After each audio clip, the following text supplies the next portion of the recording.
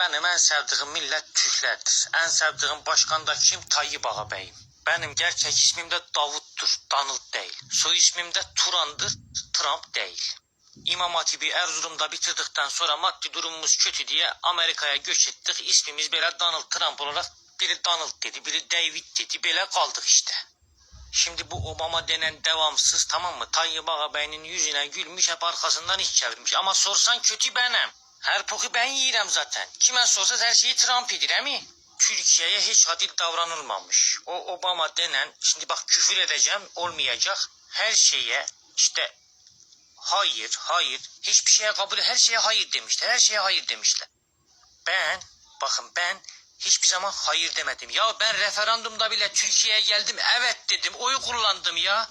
Anam avrat geldim sırf Tayyip Ağabey'im başkan olsun diye. Bakın bak buraya kaçırmayın.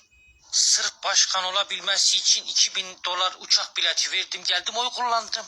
Benim karı, o first lady'm var ya, güzel karım, o tavuklu pilav yaptı ya Tayyip Ağabey'e. Hepsi bilir bunu ya, ama soran her fışkıyı ben. Hep Obama'nın fışkı yemeleri bunlar.